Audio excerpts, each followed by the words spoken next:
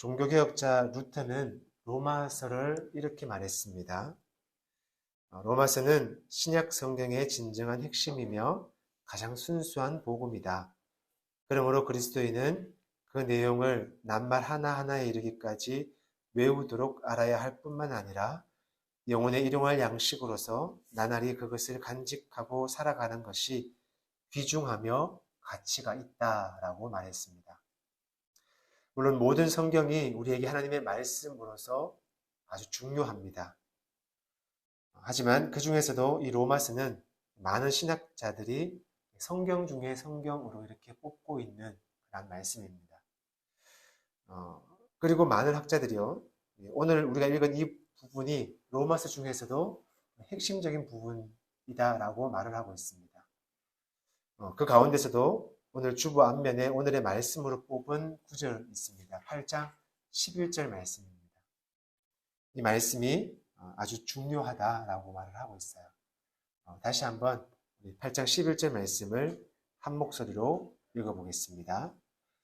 예수를 죽은 자 가운데서 살리신 너희 안에 거하시면 그리스도 예수를 죽은 자 가운데서 살리시리라. 너희 안에 거하시는 그의 영으로 말미암아 너희 죽을 몸도 살리시리라. 아멘. 이 말씀 안에 보면요, 두 번 반복되어 나오는 구절이 있습니다. 혹시 찾으셨습니까? 예수를 죽은 자 가운데서 살리신 이, 그리고 너희 안에 거하시면. 그렇죠? 한 구절을 반복해서 언급한다는 것은 그만큼 중요하다는 말이겠죠. 예수를 죽은 자 가운데서 살리신 이가 너희 안에 거하면 너희가 어떻게 된다고요? 죽을 몸이 살 것이다 라고 이렇게 말을 하고 있어요. 오늘 말씀이 어려운 것은요, 참으로 어려운 말씀입니다. 저도 여러 자료를 참고해서 이 말씀을 풀어보았지만 참으로 어려웠습니다. 그럼에도 아는 만큼 또 보여주시는 만큼 생각을 풀어가 보았습니다. 여러분도 함께 여러분의 생각을 만들어 가봤으면 좋겠습니다. 이 말씀이 어려운 것은요, 인류에게 있어서, 저와 여러분 모두에게 있어서 숙제인 바로 죽음에 대한 이야기이기 때문에. 죽음. 지난주에도 잠시 언급했죠. 죽음이라는 것. 우리가 태어나지만 결국은 죽음을 위해서 살아가는 그런 존재가 아닌가라는 것이죠. 인간 모두는 죽습니다. 죽지 않으면 인간이 아니에요. 그렇죠? 그런데 오늘 말씀은요, 죽을 몸 혹은 죽은 몸이라 해도 됩니다. 살아날 것이다 라고 말을 하고 있어요. 이게 가능할까요, 여러분? 여러분 주변에도 가족이나 친지들 혹은 이웃들 중에 아마 생을 마감한 사람들이 계실 겁니다. 그죠? 저도 신학을 하고부터 이제 학교를 들어가부터는 한 20년 가까이 됩니다. 많은 장례를 참여했어요. 우리가 죽음을 경험할 수 있는 것은 직접 경험하지는 못해요. 그럼 끝이기 때문이죠. 간접적으로 우리가 죽음이 어떻다라는 것을 경험할 뿐입니다. 그렇게 죽음이 무엇인지 정확하게 몰라요. 간혹 이런 사람들이 있습니다. 죽었다가 살아났다, 천국을 몇 번 갔다 왔다 라고 말을 하죠. 근데 성경에 따르면요, 다시 난 상태를 뭐라 그러죠? 부활의 상태라고 합니다. 그러면 죽지 않아야 돼요. 그런데 그렇게 말하는 그들도 아프기도 하고 결국엔 죽더라는 겁니다. 그렇다면 그 사람들은 죽음을 경험한 것이 아니죠. 우리는 어쨌든 이렇게 죽음은 간접적으로 경험할 수 없게 됩니다. 그럼에도 분명히 아는 것은, 그 간접적 경험으로 알게 되는 것은 죽음은 모든 것의 끝이다라는 것이죠.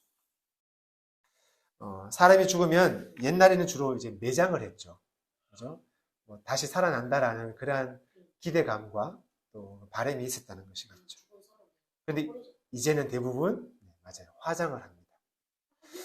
몸이 썩어서 흙으로 돌아가기 전에 이제는 불로 그 모든 것들을 태워버리죠. 그리고 유족들은 이제 그 한 줌의 뼈가루를 보관하면서 죽은 이를 기억하게 됩니다. 이렇게 볼 때요, 죽은 몸이 살아난다는 말을 우리는 어떻게 받아들여야 될까요? 가능할까요? 허언일까요? 매장을 해서 뼈 조각이라도 온전한 형태, 그죠? 매장을 하게 되면 이게 육체는 사라지지만 뼈가 모양 그대로 있죠. 그죠? 뭐 그렇게 되면 마치 애니메이션의 한 장면을 보는 듯한 에스겔의 마른 뼈가 살아나는 장면 아시죠? 그 장면처럼 이렇게 마른 뼈에 살이 붙고 생기가 들어와서 살아갈 수도 있을 것 같지만 지금은 이렇게 불로 태워서 곱게 빻아버립니다. 그죠?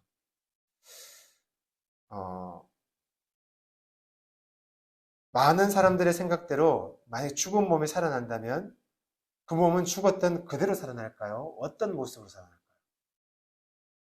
내가 원하는 어떤 시점의 몸일까요? 한번 생각해 봅시다. 어떤 몸으로 살아날까요? 만약 교통사고를 당해서 죽었다 그러면 그 처참한 사고 현장에 그 몸 그대로 살아날까요? 치매에 걸려가지고 이렇게 오랜 시간 동안 투병했다면 그럼 그 몸으로 다시 살아날까요? 어린아이 때 가슴 아픈 사고가 있었다면 어린아이로 다시 살아날까요? 과연 어떤 나로 살아날까요? 이런 생각은 아닌 것 같아요. 그죠? 그런데 오늘 바울은 분명히 우리에게 죽을 몸이 살아난다라고, 살아날 것이다라고 그렇게 말하고 있습니다. 이런 생각을 해볼 때 분명히 알게 되는 것은 죽을 몸이 살아난다는 것은 지금 나의 이 몸, 여러분이 가지고 있는 이 몸은 아닌 것 같다라는 것이죠. 그것은 분명해지는 것 같습니다. 그래서 헬라 시대에는요, 인간은 몸은 썩어 없어지지만 영혼이 살아서 영의 세계, 영혼이 있는 세계로 돌아간다라고 이렇게 생각했어요. 이것이 영육 이원론이에요. 플라톤 학파에서 주장하는 거죠. 인간의 영은 어떤 이데아의 세계, 그러니까 저 어딘가에 영혼들이 있어요. 거기서 육체로 영혼이 들어와서 육체에 갇혀 살다가 어떤 시간이 되어서, 어떤 때가 되어서, 그것이 죽음이겠죠. 육체가 죽음을 맞이하면 그 영혼은, 나의 영혼은 다시 그 이데아의 세계로 돌아간다라고 생각한 것입니다. 어떤가요? 여러분은 이런 생각에 어떻게 생각하나요? 혹시 비슷한 생각을 하고 있지 않는가요? 우리 기독교 안에도요, 약간 철학적인 생각을 한다는 어떤 이들은 이렇게 생각을 합니다. 우리의 몸은 죽어 흙으로 돌아가고 우리의 영은 하나님께로 돌아간다. 이렇게. 저도 장례식을 치렀지만 우리 유족들에게 그렇게 이야기를 해요. 하지만 이것은 어떻게 보면 플라톤의 영육 이원론과 가깝게 느껴지지 않습니까? 그리고 스스로 신앙이 좋다고 말하는 어떠한 분들은 이렇게 얘기하죠. 성경 말씀에서 성경 그대로 받아들여 가지고요. 죽은 몸이 다시 살아난다. 내 몸 그대로 다시 살아난다라고 생각해서 좀 화장도 안 하고 그대로 매장하는 사람도 있을 것이고, 혹은 더 나아가서 이 땅에 내가 누리고 있던 것들, 혹은 더 열심히 봉사하고 이 땅에서 열심히 함으로써 하늘나라에서 내가 이 몸으로서 더 좋은 것을 누린다라고 생각하는 이들도 있습니다. 여러분은 어디에 생각을 함께 할 수 있을까요? 여러분의 생각은 어디에 있을까요? 죄송하지만 기독교는 이 두 생각 모두를 거부하고 있습니다. 기독교는요, 사람의 영과 육이 분리될 수 있다고 생각하지 않습니다. 몸이 없으면 사람이 아닙니다. 영혼만 있으면 사람이 아니에요. 그러면 영만 있으면 사람일까요? 아니에요. 영과 육이 함께 있을 때 사람입니다. 이처럼 기독교는요, 영과 육이 함께 있는 거라 통전적인 인간을 이야기하고 있어요. 죽음은 완전한 죽음이에요. 나의 영과 나의 육의 죽음이에요. 그리고 다시 삶은 영과 육의 몸의 완전한 삶, 오늘 바울이 말하는 몸이 다시, 죽을 몸이 다시 사는 그것을 말하고 있는 거예요. 이것이 성경에서 말하는 인간 정의입니다. 그렇다면 바울이 말하는 죽을 몸이 산다는 것, 우리는 함께 생각해 봐야 되겠죠. 이 몸이 아니라면 어떤 몸이냐라는 겁니다. 먼저 몸에 대한 정의가 조금 필요할 것 같아요. 성경에서 말하는 몸, 바울이 말하는 몸에 대한 정의가 우리에게 필요합니다. 앞서 이야기했죠. 우리가 생각하는 몸을 이 육체의 몸으로 생각할 수는 없다는 겁니다. 헬라어에 몸을 가리키는 단어가 두 가지가 있어요. 성경에 보면 몸을 두 가지의 단어로 표현하고 있습니다. 오늘 읽었던 말씀 중에 6장 6절, 7절, 8절, 9절에 보면 육신이라는 단어가 나오죠. 육신 이렇게 나와요. 그리고 10절과 11절에 보면 몸이라는 단어가 나와요. 그죠? 우리말로는 육신과 몸을 이렇게 구분되어지지 않죠. 비슷한 의미나 같은 의미로 이렇게 볼 수가 있습니다. 우리말에는요. 하지만 성경에 사용된 헬라어는 분명하게 구분되어져 있습니다. 물론 헬라 문화에서 어떤 철학적인 용어로서는 두 개가 비슷하게 이렇게 사용되기도 했다고 합니다. 하지만 바울에 의해 사용되어진 성경 안에서 들어온 이 헬라어, 이 몸에 대한 두 단어는요, 분명하게 구분되어져 사용되고 있다는 겁니다. 이 육신에 대한 단어, 이 육신은요, 헬라어 사라크스라고 합니다. 이 피부, 이 살, 이거예요. 이 사르크스는 바울 서신에서 91회 나타난다고 합니다. 로마서에만 25회를 사용하고 있어요. 많이 사용했죠. 다른 어떤 신학 저자들보다 다른 서신서나 혹은 사복음서 있죠. 여기서보다 더 많은 단어를 사용하고 있다는 거죠. 이 말은 바울에게 있어 이 사르크스라는 단어가 아주 중요했다는 겁니다. 그 이유를 저는 이렇게 생각해 봤어요. 이 육체의 피부, 이 단어가 왜 바울에게 중요했을까? 바울이 인간을 말할 때, 그 인간을 보는 특별한 관점이 있었다는 겁니다. 고린도전서 3장 3절에 보면요. 너희가 아직도 육신에 속한 자로다. 너희 가운데 시기와 분쟁이 있으니 어찌 육신에 속하여 사람을 따라 행함이 아니리요. 사람에 따른 행함이 아니리요. 이렇게 말하고 있어요. 그리고 빌립보서 3장 3절에 보면 하나님의 성령으로 봉사하며 그리스도 예수로 자랑하고 육체를 신뢰하지 않는 우리가 할례당이다 라고 말하고 있어요. 육은 하나님과 하나님의 능력과 대조되는 모습으로 사용하고 있다는 겁니다. 그러므로 이 사르크스는 하나님과 대조되는 인간을 말하면서요. 그렇다면 자연히 인간의 약함, 그죠? 한계를 가진 존재, 죽을 수밖에 없는 운명, 그러한 인간의 존재를 말하고 있다는 겁니다. 곧 바울의 사르크스의 이러한 많은 사용은요, 그 대조되는 몸, 이제 살펴볼 소마라는 몸에 집중시키려고 사르크스라는 단어를 더 많이 사용했다라는 것입니다. 그러한 바울의 의도를 한번 생각해 볼 수 있는 것이죠. 결국 바울은 우리의 몸, 소마를 말하고자 하는 겁니다. 바울 서신에 보면 130번 이상을 사용하고 있습니다. 바울에게 있어서 이 몸, 소마, 사르크스와 다른 몸입니다. 소마라는 이 몸은 통전적 인간을 얘기해요. 앞서 얘기했죠. 기독교에서 말하는 인간은요, 영과 육이 분리되지 않는 하나의 인간을 얘기하고 있습니다. 이것은 통일되고 복합체이고 살아있는 유기체이며 위격, 인격을 가진 어떤 존재를 이야기하고 있는 거예요. 그냥 이 피부, 이 살을 가진 존재가 아니라 인격을 가진 존재, 하나의 존재를 말하고 있는 것이 소마, 몸이라는 겁니다. 고린도전서 6장 15절에 보면 너희는 그리스도에게 속한다라는 것은요. 너희는 그리스도의 몸이다. 우리의 존재가 하나님께 속해져 있다. 이것을 우리 몸으로 표현하고 있다는 거죠. 그리고 로마서 12장 11절 우리가 잘 아는 그 12장의 본문 보면 너희 몸을 하나님이 기뻐하시는 거룩한 산제물로 드리라 이렇게 말하고 있죠. 12장 1절이죠. 여기에서 말하는 그 우리의 몸, 너희의 몸 이것이 바로 너 자신, 우리의 존재, 곧 하나님을 예배하는 장소로서의 몸, 존재를 이 소마, 몸으로 이야기하고 있다. 바울에게 이 몸은요, 곧 나라는 존재를 나타내고 있어요. 행동하는 주체로서이나 또 동시에 행동을 걸 수 있는 일단 대상으로서이나 관계를 할 수 있는 나 존재, 나의 모습, 존재 자체를 이야기하고 있다는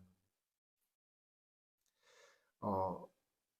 바울에게 몸은요, 소마는 그냥 타락하기 위한 기능을 하나님과 대적하는 그러한 사르크스의 몸이 아니라 하나님의 형상으로서의 모습, 하나님의 창조되어졌고 하나님을 나타내는 존재의 모습, 그것을 소마라고 바울은 표현하고 있습니다.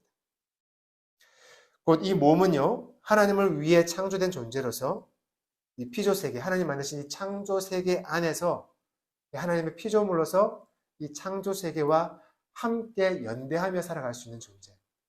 그것을 바울은 소마로 표현하고 있다는 거죠. 좀 어렵죠?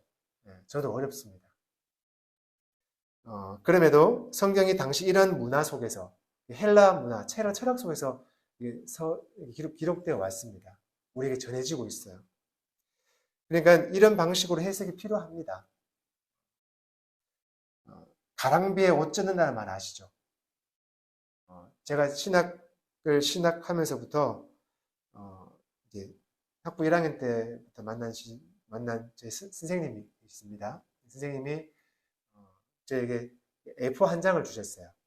A4지 한 장에 보면 알 수 없는 저자와 처음 보는 책 제목이 빽빽하게 적혀 있었어요.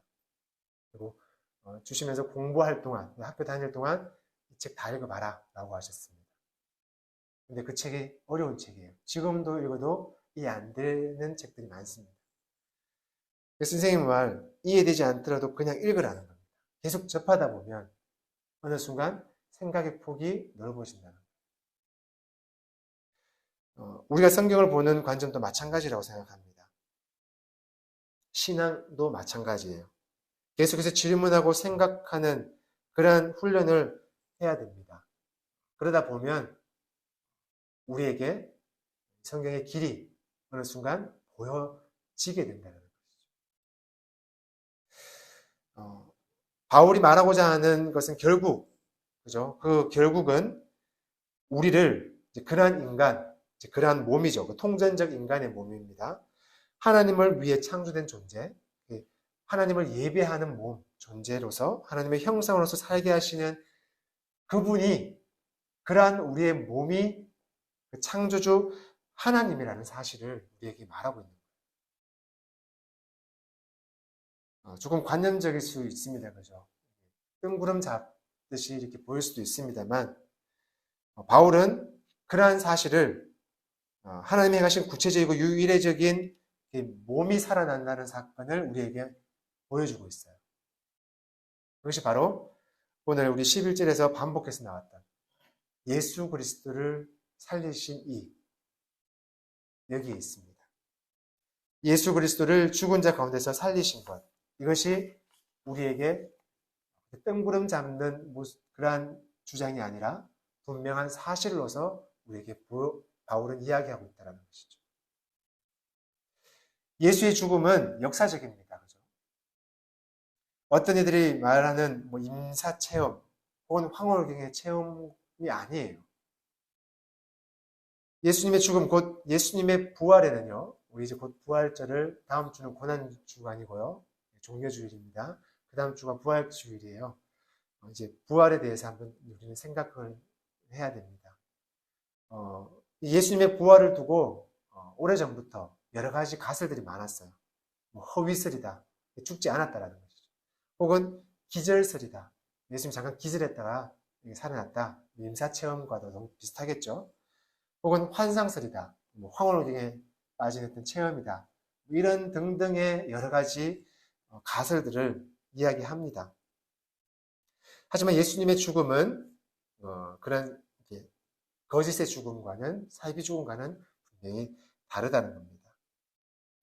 예수님은 분명히 죽으셨습니다. 그리고 땅에 묻혔고요, 다시 살아날 수 없는 세계로 떨어졌습니다. 죽어서 땅에 묻혔다는 그 사실을 사복음서뿐 아니라 많은 기독교 문서에서도 그같이 이야기하고 있어요. 예수님의 죽음은 완전한 죽음입니다. 영과 육의 완전한 죽음이었어요. 그리고 예수님은 다시 사셨습니다. 다시 죽을 몸으로 살아난 게 아니라 하나님의 생명, 미래의 생명으로 변화되었다는 거예요. 종말에 완성된 하나님의 생명으로 살아나셨다는 사실입니다. 영육 이원론의 육만의 죽음이 아니라 완전한 죽음을 통해서 완전한 새로운 생명으로 살아나셨다는 거죠. 그래서 바울은 예수님은 죽은 자 가운데서 살리신 그 창조주께서, 그 창조주 하나님께서 우리의 죽을 몸도 우리도 동일하게 살리실 것이다라고 오늘 과감하게 선포하고 있는 거예요. 예수를 죽은 자 가운데 살리신 하나님의 능력은요, 우리가 고백하듯이 하나님의 창조의 능력입니다. 바울이 우리의 죽을 몸도 하나님이 살리신다고 할 때 그 능력이 바로 창조의 능력이라는 겁니다. 세상은 하나님께서 무에서 창조하셨다라고 분명히 창세기에서 말씀하고 있습니다. 그것이 우리의 고백이에요. 그래서 우리는 하나님을 전능한 분이라고 얘기하죠. 우리 오늘도 고백할 겁니다. 사도신경에서 하나님은 전능하신 하나님이며 창조주 하나님이다 라고 고백하고 있죠. 우리가 믿는 하나님은 이처럼 무에서 유를 창조하시는, 이 세상을 창조하신 하나님이라는 겁니다. 이 전능하다, 창조주 하나님, 이 이야기는요, 우리의 인식을 벗어난다라는 그런 의미입니다. 전능하다는 의미이고요, 창조의 의미입니다. 우리는 창조를 할 수 없어요. 우리는 피조물이기에 그저 함께 살아가는 것입니다. 그 안에서. 이 창조를, 우리의 인식 밖에 있는 그러한 사건을 우리는 신비롭다 이렇게 얘기하죠. 신비라고 얘기를 합니다. 우리의 인식을 뛰어넘는다라는 것입니다. 지금 저와 여러분이 살아가는 이 세계는요, 신비 자체라고 볼 수가 있는 거예요. 여러분에게 주어진 모든 일상이, 그리고 저에게 주어진 모든 일상이 우리는 신비라는 겁니다. 혹시 그것이 경험되어지나요? 지금 벚꽃이 만개했죠. 관측일에 가장 빨리 벚꽃이 폈다라고 이렇게 말을 합니다. 지난달까지만 해도 벚꽃나무는요, 유독 검은색입니다. 다른 나무에 비해. 짙은 고동색, 갈색이죠. 마치 말라버린 나무 같은, 죽어버린 나무 같은 모습입니다. 그런데 그 나무까지였어요. 벚꽃나무를 자세히 보십시오. 이 밑둥에, 큰 밑둥에 꽃송이만 한 송이만 딱 피는 경우도 있어요. 자세히 보면. 참 신비로워요. 순백석의 꽃들이 손을 내밀고 있습니다. 어떻습니까? 봄이니까 당연하지 라고 말할 수 있겠지만요. 그것이 신비예요. 나무가 꽃을 피우는 것, 거기에 저와 여러분의 힘의 작용은 하나도 없습니다. 어디서 불어오는지 알지 못하고 알 수 없는 그 봄바람이요. 그 말라 보였던, 그 죽어 보였던 그 나무가지에 생명을 일으키고 꽃을 피우고 열매도 맺게 한다. 이 바람을 히브리인들이 루아흐, 영이라고 얘기했어요. 영. 그렇게 표현했습니다. 이 생명을 움직이는 힘이라는 거예요. 또 우리가 흔히 얘기하는 토네이도나 강한 태풍은 생명을 앗아갑니다. 우리 눈에 보이지 않는 그 바람, 그 바람이 생명을 일으키는 영이다 라고 고대인들은 표현했다는 겁니다. 오늘 바울도 성경에서 그 영을 말하고 있어요. 하나님의 영, 그 영이 바로 살리는 영이다 라고 말하고 있습니다. 우리 11절 말씀을 다시 한번 읽어보겠습니다. 이 말씀이 너무도 중요합니다. 여러분 기억해 주기를 바랍니다. 성경의 핵심이라고 보시면 돼요. 함께 읽겠습니다. 예수를 죽은 자 가운데서 살리신 이의 영이 너희 안에 거하시면, 예수를 죽은 자 가운데서 살리시니까 너희 안에 거하시는 그의 영으로 말미암아 너희 죽을 몸을 살리시리라. 아멘. 예수님을 죽은 자 가운데서 살리신 이의 영이요, 우리 안에 거하면요, 그죠? 그 영이, 그 바람이 우리를 스쳐 지나가면요, 우리도 죽을 몸이 살아난다라고 얘기하고 있습니다. 하나님은 그 영으로 말미암아 우리의 죽을 몸을 살리신다고 합니다. 하나님의 영을 통해서 우리가 생명을 얻게 된다는 것이죠. 하나님의 영이 우리 안에 거하신다. 이게 무슨 뜻일까요? 하나님의 영이 우리 안에 거하면 우리가 살아있는 몸이 된다고 합니다. 지금 저와 여러분은 이렇게 살아있다고 생각을 하죠. 그죠? 그런데 하나님의 영이 거하면 살아있다라고 바울은 얘기하고 있어요. 이걸 아는 게 중요합니다. 왜냐하면 성경 우리에게 얘기해요. 그럴 때만 우리가 살아있는 존재가 된다라는 것입니다. 하나님의 영이 우리 안에 거할 때 우리는 살아있는 존재가 된다는 겁니다. 그저 이렇게 먹고 마시고 한다 해서 이게 살아있는 존재라는 것이 아니겠죠.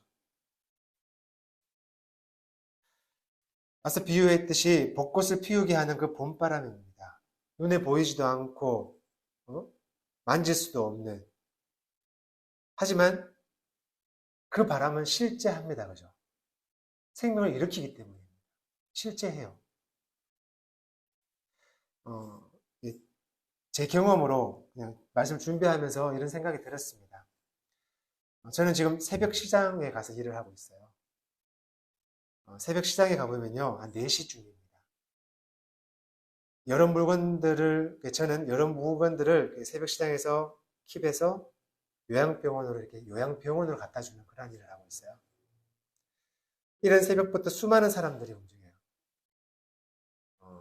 야채 장수, 생선 장수, 혹은 공산품을 이렇게 파는 사람, 정육점, 그리고 그것을 배달하는 많은 사람들, 그리고 제가 가는 곳에는 요양병원이죠.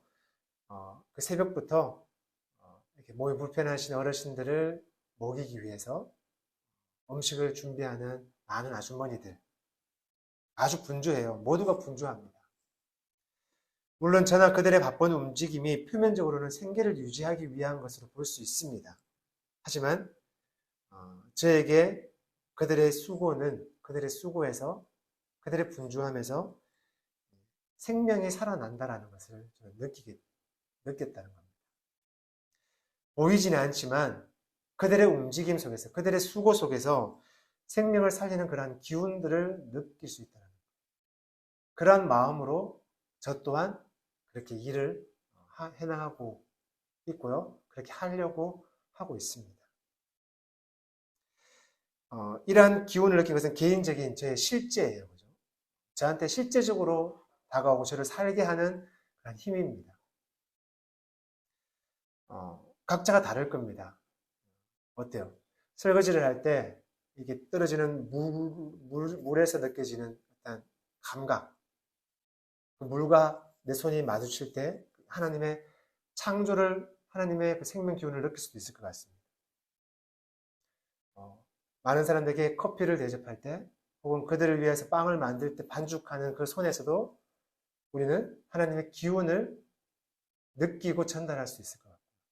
피아노 금반 하나하나에서도 그 음을 만들어내는 거기에서도 하나님의 신비를 경험할 수 있을 것 같고, 손님 한 명 한 명을 하나님의 형상으로 대할 수도 있을 것 같습니다.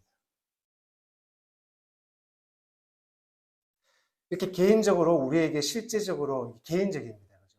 각자에게도 말라버려 보였던, 죽어 보였던 그 나뭇가지에 봄바람이 불며 생기를, 꽃을 피어나가는 그 모습처럼 우리에게도 실제적으로 그 하나님의 기운, 하나님의 생명이, 창조가 전해진다라는 것입니다. 하지만 우리에게 개인적인 것이 아니라 인간에게 이런 생명의 기운, 하나님의 영이 나타난 실제 사건이 우리에게는 분명히 있다는 겁니다. 그것이 바로 예수 그리스도입니다. 바울은 10절에서 이렇게 말합니다. 하나님의 영이 살리신 예수 그리스도께서 우리 안에 있으면 몸은 죄로 인해 죽지만 영은 의로 말미암아 산다고 합니다. 앞서 이야기했듯이 다시 죽을 몸으로 다시 산다는 것이 아니라요.